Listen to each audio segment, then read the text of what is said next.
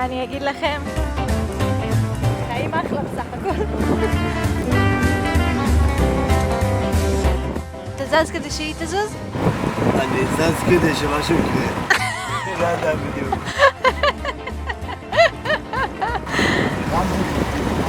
ספר לנו על הבוקר. מה הוא עושה? הוא עכשיו מפלס את עצמו. נראה מלך אחורה? לא יודעת. תקשיב רגע, תהיה איתי נו. אתה לא מרוכז.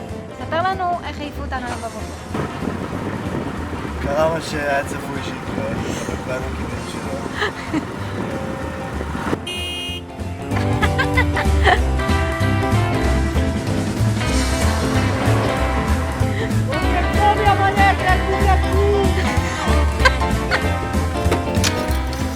זה כמו לוניטונס שמוציאים מלא דברים מהשק.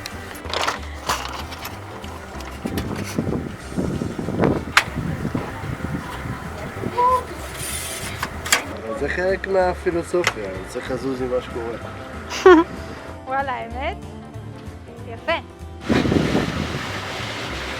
צריך לזרום ולקבל את מה שקורה אין האחזות במקום אחד, זה לא האחזות, זה תנועה. אני מתה על זה שאתה אומר את זה, ובינתיים אתה זז מפינה לפינה.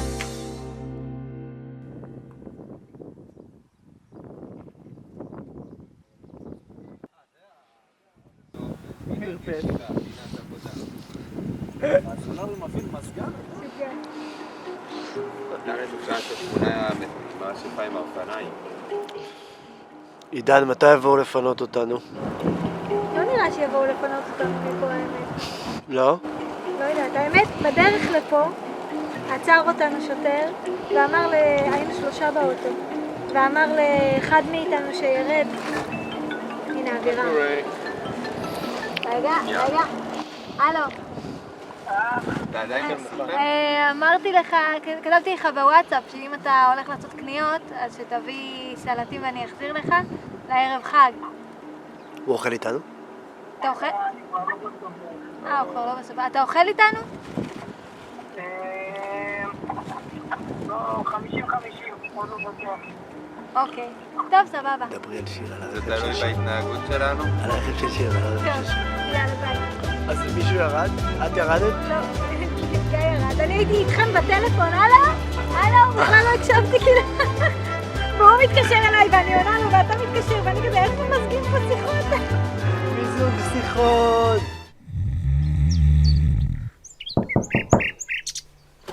יש שכן בדלת? יש שכן בדלת! יכול להיות שאני מדמיינת שיש שכן בדלת?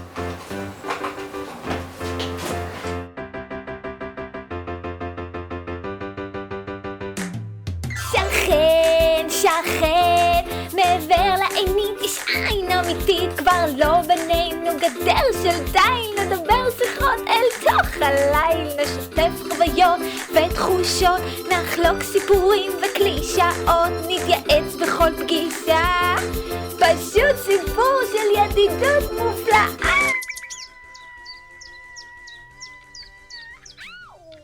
כשחסר לי אבקש חלב וגם ביצים, נשב אחד אצל השני כשנהיה מבואסים. הכל יסתדר לי בחיים כשכבר לא אביט בו בין החריצים, מעכשיו אהיה רגועה, אוכל לנשום שוב מעט לרווחה בגלל השכן.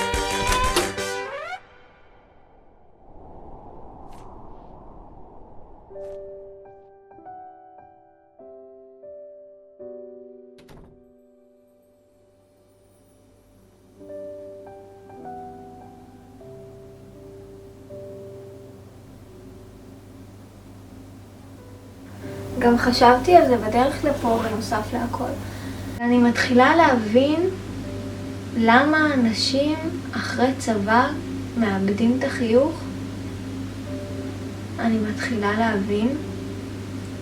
עד שאתה מגיע לשלב הזה של אישה וילדים, פתאום מגלים איך זה כשאין אף אחד.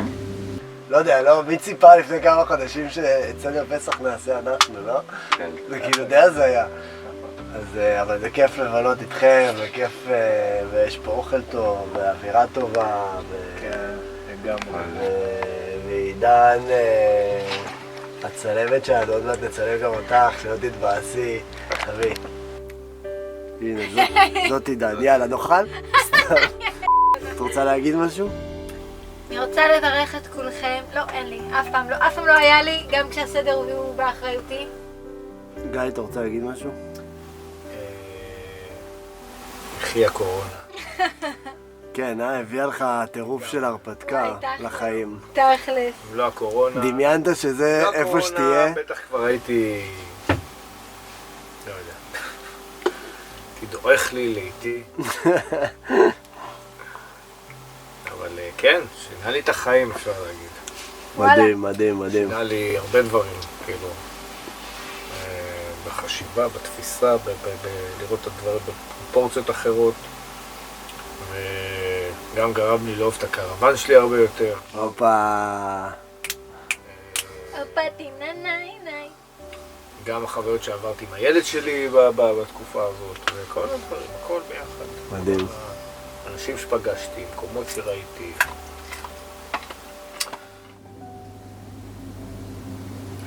אנשים, נכון, הם מדברים איתך ברחוב, ובייחוד תל אביב היא עיר נורא ידידותית. אבל אף אחד לא באמת נשאר. הם רוצים כאן ועכשיו שיקח כמה שפחות אנרגיה. יכול להיות שזה כי כל המסביב לוקח ממך כל כך הרבה אנרגיה, אז אתה כל כך רוצה לקפוץ כבר למשהו שלא. אני מניחה שבכל מקרה זה מין משהו כזה שאתה צריך לעבור. כל אחד מתעסק בחיים שלו, כל אחד מתעסק בחרא שלו. כל אחד כאילו במרוץ של עצמו ובעצב של עצמו. אתה לא באמת פנוי לאף אחד אחר. שיר על זה שתפרו לו בגדים ושמו לו אגוזים. טוב, פעם אהבו את הדברים הפשוטים. דרך אגב! הדברים הפשוטים, זה המסר, נכון? וכוס גדולה, אם היא תביא לאליהו. אפילו אני, שהקדשתי, לעזור לאנשים עושה לי כל כך טוב, ולדבר עם אנשים, וכאילו, לא יודעת, אנשים שמספרים לי את הבעיות שלהם, יש לי את כל המקום בעולם להכיל אותם, ולדבר איתם, ותמיד אני יוצאת מזה עם תחושה כל כך טובה, ובזמן האחרון פתאום נהיה לי איזה מין חוסר סבלנות משווע, באמת, משהו נורא. אני ממש מצאתי את עצמי לפני שהגעתי למסקנה שלא בא לי לדבר עם אנשים יותר, הגוף שלי החליט את זה לפניי, וקלטתי שאני כבר לא הולכת, כאילו כשאני עושה כזה טיול ברחוב, אז אני באמצע שלו, כמו שהייתי עושה פעם, אני הולכת בצד, בקצה, איפה שהמזגנים מטפטפים עליי. גם אני בן אדם שחושב פרקטי. אני ישר כאילו כשיש משהו שמפריע לי, בייחוד ברמה כזאת, אז אני ישר אומרת מה עושים, מה אני יכולה לעשות, וישר כאילו אני מין חושבת בגדול, אני אלך לחיות באוהל, וזה יהיה המחאה שלי עם עצמי, ואני אארגן, ואני אעשה, ואני זה, אבל... וואו, אני כל כך בן אדם קטן, שאין לו שום יכולת השפעה, שזה פשוט מדכא.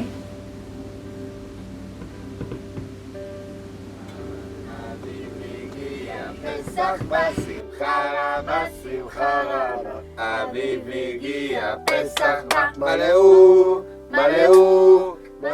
כיסיים באגוזים, מלאו, לא, תפרו לי בגדים כיסים, שמחה רבה, שמחה רבה, אביב הגיע, פסח בא, שמחה רבה, אביב הגיע, פסח בא. אז עכשיו אוכלים?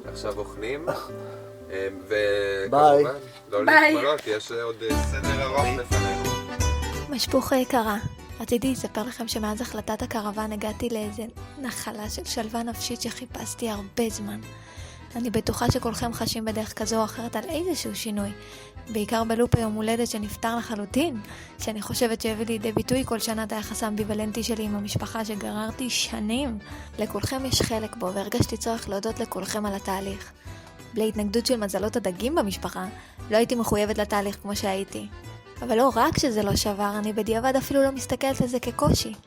חיסנתם אותי ואת הנפש שלי מקשיים, כי להתמודד איתכם באמת היה הדבר הכי קשה בכל התהליך, ככה שמפה היה אפשר רק לעלות. וכמובן התודעה ברורה מאליה, מבלי האיזון הכל כך מושלם של התמיכה והליווי של בן ואמא, כמעט בוודאות שלא היה יוצא מזה כלום. הלופ של היום הולדת לא נפטר סתם דווקא באותה שנה. אני חושבת שהבנתי איזה הרמוניה קיימת במשפחה הזאת, ואיזה מדהים שכל אחד עם דעה כל כך חזקה מושך לכיוון שלו, והופכים הכל לכל כך ברור. אני חושבת שראיתי כמה כולכם מדויקים לי. תודה לכולכם שלא נתתם לי לוותר לעצמי ושלא ויתרתם לי גם. אתם מדהימים באמת. אוהבת אתכם ממש. את כולכם.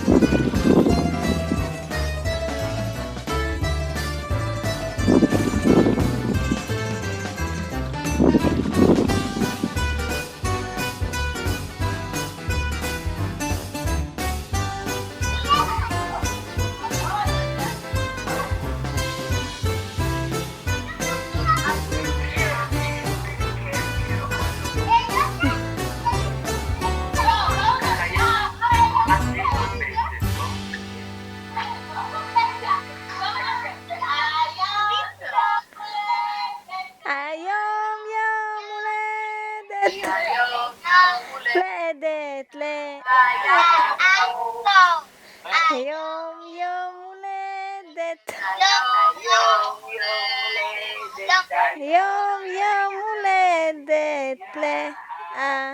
מי עוד אומר עוד ניחוש? 76.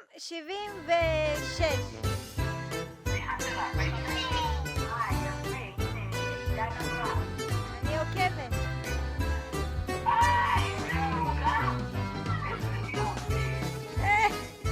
כל הכבוד, נטע. את שומעת גן? נו? שיש ברור באוויר וזה מאוד בריא. מה, בים המלח? אין סימן.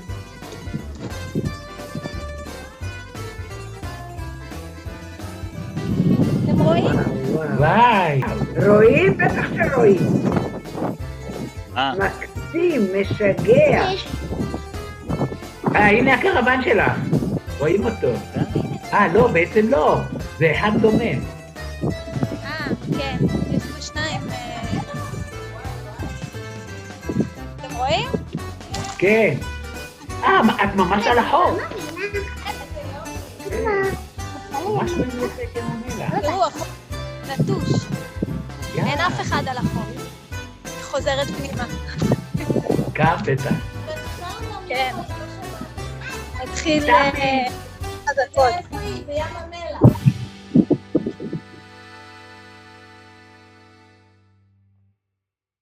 תן לי מקום שבו זה לא יקרה הפרצה. אני אומר דבר אחד כזה. אני מבין שזה לא נוח. אני מבין שזה גם לא נעים לי לעמוד בסיטואציה הזאת ולבוא להגיד לך, תפני את חוף עליו. לי נתנו הנחיה, אוקיי? לבוא ולהסביר לך. אנחנו רק מסבירים. עכשיו כרגע לא נותן, לא דו, לא מעני, לא שום דבר. אנחנו לא שם, לא בצד הזה. אני בצד הזה לבוא להסביר לך שאם אפשר בבקשה עד מחר בבוקר לפנות את המתחם הזה. כי זה לא נגד עידן אישית, זה כלל האנשים שלנים פה. לא משנה אם זה על אוהל, או נמצא שני אנשים בחוף הים. ירדפו אחרינו משטרות עכשיו ימים שלמים, מה זה ייגמר הסיפור? אף אחד לא רוצה לרדוף אחרינו, אף אחד אין לו כוונה לעשות לכם רע. אתה לא רוצה, מישהו אחר, מה אתה רוצה שאני אעשה? אני אומרת לך, זה הבית שלי. בתי מלון סגורים, אנשים באבטלה. המתחם סגור. זה לא מתחם סגור, זה מתחם בחוץ שמותר לבני אדם להיות בו. זה הבית שלי, זה הבית שלי. אוקיי, אני מבין. אני מגיע לפה עוד פעם, 5:30 בבוקר, בבקשה מכם שהמקום הזה מפונה מאנשים. אני לא יכולה לנסוע את הכביש הזה בשעות האלה. תן לנו הערכה. זה לא תלוי בנו הערכה. אוקיי, אז בימים שדבר בבקשה, אני באמת תלוי בו.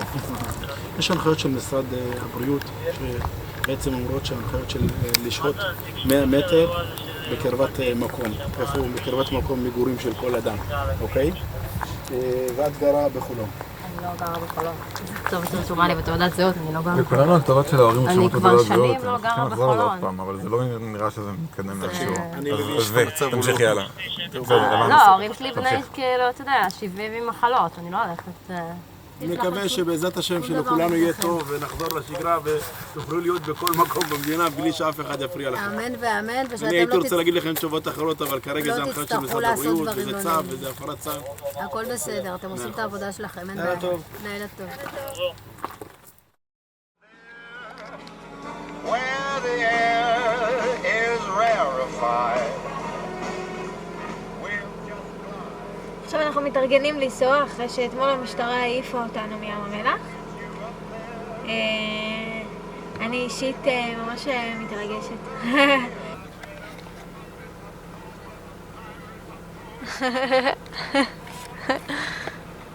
טוב, זה לא צילם, נכון? זה הווידאו? כן. מה אתה בוחר? גם אתה רוצה להשתתף?